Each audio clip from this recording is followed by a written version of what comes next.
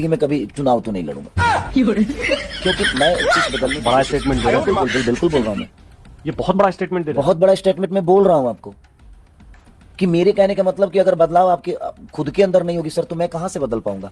मैंने प्रयास तो की ना छपरा के लिए, नहीं हुआ, कोई बात। ऐसे कैसे बीबी के भाईजान, एक बार में ही सलवार खोल दिया, अभी तो और जलील होना बाकी है। अपने पप्पू मियां को ही देख लो, बार बार जलील होने के बाद भी उनको सामने से पता होता है कि एक बार फिर से पिछवाड़ा गर्म होने वाला है, लेकिन वो हार नहीं मानते।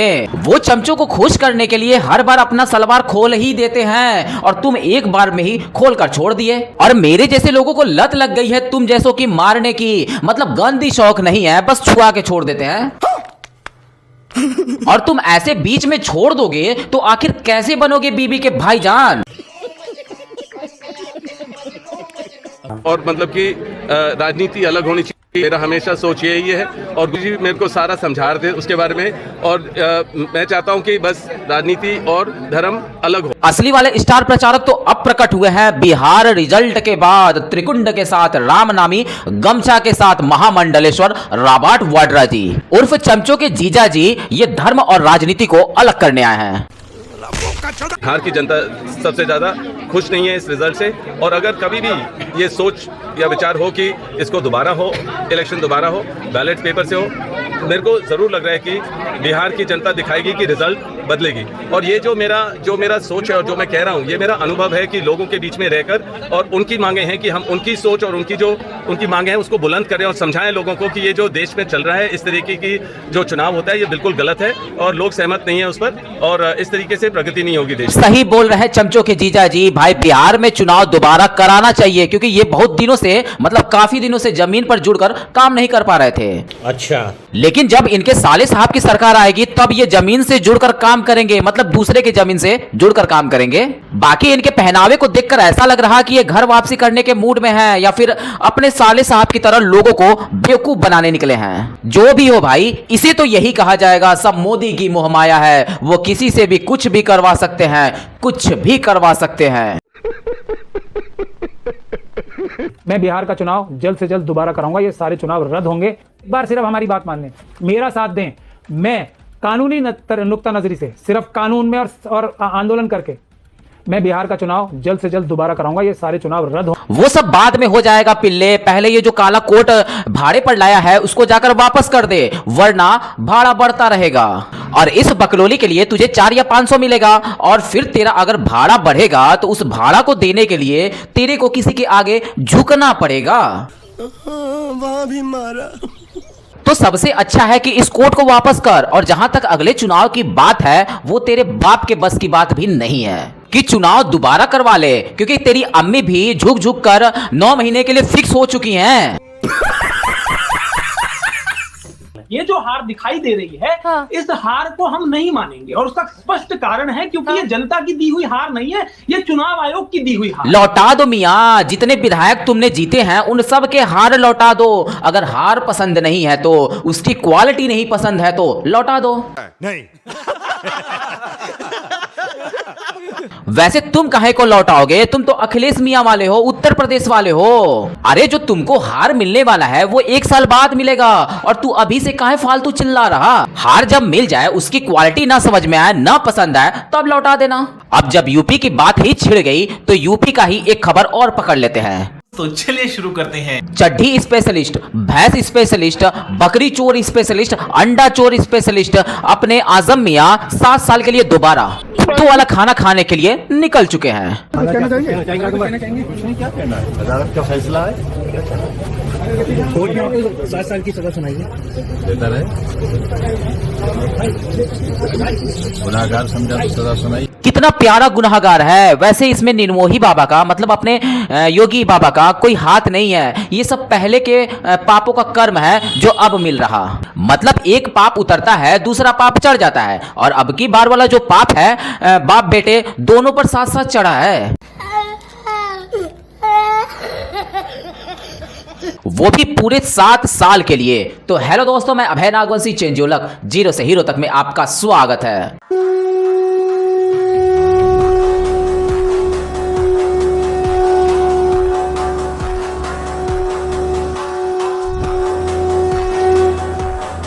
और हम दोनों ने एक शराब की दुकान लूटी थी। देखिए हमारे कारनामे तो देखिए आप, हम दोनों ने मिलकर एक शराब की दुकान लूटी थी और बोतलों के अलावा 16,900 रुपया गल्ले से भी लूटा था।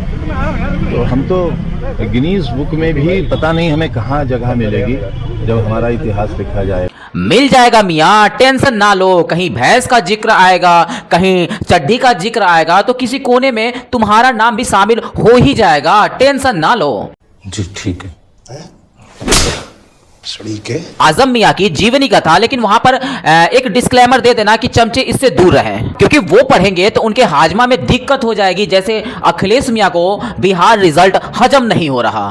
अच्छा, जिस दिन हमारी सरकार बनी केंद्र से लेकर राज्य तक एक चुनाव आयोग को टंगवा दिया जाएगा जो इस षड्यंत्र में है।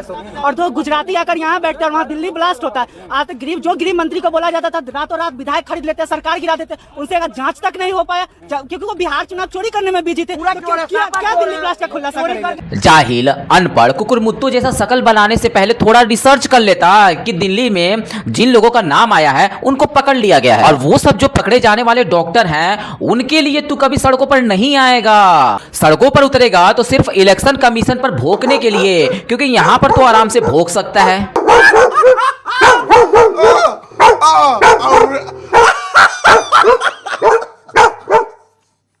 दो शब्द राहुल गांधी पे कहना चाहती हूं। राहुल गांधी ने आरोप नहीं सबूतों के साथ वोट चोरी का कच्चा चिट्ठा इस देश के सामने खोलकर रख दिया है। राहुल गांधी ने सबूतों के साथ नरेंद्र मोदी और चुनाव आयोग की मिलीभगत को उजागर किया है। तो राहुल गांधी पर एकदम से आक्रामक कौन है, हमलावर कौन है?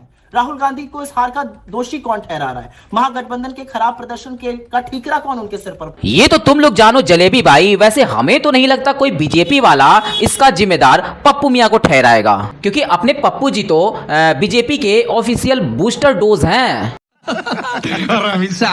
इसलिए लोग कहते हैं जब तक अपना पप्पू मियां जिंदा है बीजेपी को हिलाने वाला कोई पैदा ही नहीं हुआ। जब तक पप्पू मियां है तब तक बीजेपी तो पक्का है, बाकी आगे देखा जाएगा कौन आएगा। और जहां तक पप्पू मियां के सबूत की बात है, वीडियो की बात है, वोट चोरी की बात है, तो सुप्रीम कोर्ट जाओ ना, लेकिन गड़बड़ है, वहां नहीं जाना है। कुछ न कुछ तो गड़बड़ जरूर है। कोर्ट क्यों नहीं जा रहे हैं? कोर्ट जा तो सकते हैं। मैं बताती हूँ क्यों नहीं जा रहे। ये सवाल बहुत पूछा जाता है, आप कोर्ट, हम क्यों कोर्ट जाएं? मैं इसलिए पूछना चाहती हूँ, ये लोकतंत्र है, 140-144 करोड़ लोगों का देश है। ये हम सबसे बड़ी अदालत में खड़े हैं, जनता की अदालत में, क्योंकि जनता ही ये बार बार कह रही थी कि वोट के साथ गलत हो रहा है। हम लोग ये बात नहीं उठा रहे थे। जब हमने जनता की अदालत में जाकर ये बात सुनी, हम जनता की अदालत में सच लेकर खड़े हैं। आप मुझे एक बात बताइए, हम तो चलिए विपक्ष हैं, सत्तारूढ़ दल है, एक संवैधानिक संस्था जिस पर जिम्मेदारी है निष्पक्ष और स्वतंत्र चुनाव कराने की, वो कटघरे में खड़ी है। सत्ता दल के पास सारे संसाधन हैं, सारी संस्थाएं हैं, पूरा पावर है, सारे स्वेच्छा से जा सकते हैं, वो चले जाएं। मेरा अपना मानना है आप कोर्ट जाकर, मतलब सच भी हम दिखाएं, उसको सिद्ध भी कराएं, नहीं। हमारा काम है एक संस्था जिसके ऊपर जिम्मेदारी इस कॉन्स्टिट्यूशन ने दी है, उसको हमने लाके कटघरे में खड़ा कर दिया। अब ये देश डिसाइड करेगा कि उस संस्था के साथ क्या हो। अरे मेरी जलेबी भाई, जनता ने ही तो डिसाइड किया, दिल्ली में किया और बिहार में किया, इसमें रोने धोने की क्या बात है? कोर्ट तुम्हें जाना नहीं, कोर्ट में तुझको सबूत दिखाना नहीं, केवल जनता को दिखाना है, जनता को बेवकूफ बनाना है। बात तो सही है।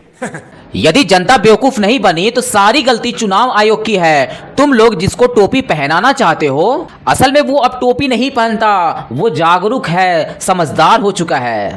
ये बड़ी अच्छी बात कही आप। चुनावी हार के बाद राहुल गांधी को कोसना एक फैशन हो गया है। प्रतिपक्षियों का भी, भारतीय जनता पार्टी के इकोसिस्टम का भी, भारतीय जनता पार्टी के समर्थक गोदी मीडिया का भी, लंपट और लटपट मीडिया का भी, और तमाम सोशल मीडिया प्लेटफॉर्म्स पर विभिन्न लोगों का भी एक फैशन हो गया है।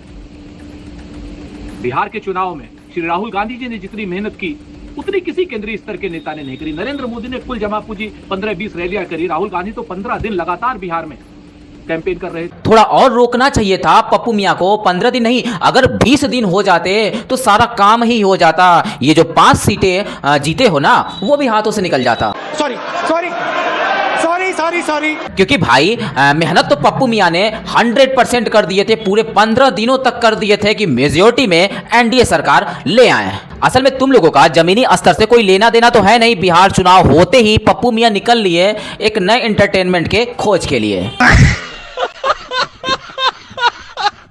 मैं ये कह रहा हूं कि मैंने इशारा कर दिया था, और मेरी तरह जो आंख नाक कान खोल करके बिहार गया होगा, एक भी ऐसा व्यक्ति नहीं है जिसे ये न लगा हो कि बिना किसी दुविधा के, बिना किसी संकोच के, बिना किसी लड़ाई के एनडीए सत्ता में वापसी करता हुआ दिख रहा है, बहुत ही आसानी के साथ। तुम्हारा इशारा ही तो नहीं समझते थे ये लोग, वैसे इन लोगों को इशारा समझ नहीं आता, माइक लगाकर अनाउंस करना पड़ता। ये तो लेटेस्ट न्यूज है। एनडीए सरकार बिहार में बन रही है तब जाकर इनके कानों तक पहुंचता, वैसे ये वाला काम अगर तुम करते ना तो नौकरी चली जाती। हमारे यहाँ ऐसा ही होता है, क्योंकि इनको सच्चाई से कुछ भी लेना देना नहीं होता, इनका तो बस एक ही टारगेट है, एक ही मकसद है, अपना वाला पप्पू कब बनेगा प्रधानमंत्री। अच्छा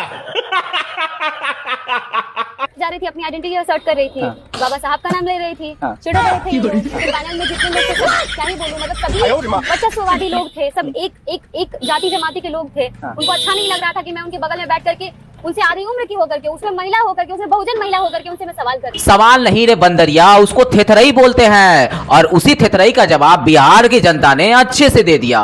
बाकी इस बंदरिया का चेहरे का रंग उजड़ा उजड़ा कैसा दिख रहा, कुछ ना कुछ गड़बड़ है। लालू फैमिली में इसके साथ भी कुछ गड़बड़ हुआ है, जैसे बहनों के साथ हुआ है। पिटाई तो अच्छे से हुई है इसकी, या फिर कुटाई हुई है, क्योंकि चेहरे का रंग पूरा उजड़ चुका है। बाकी दोस्तों आप लोग कमेंट में बताएं ये चेहरे का जो रंग उजड़ा है आखिर किस कारण उजड़ा है।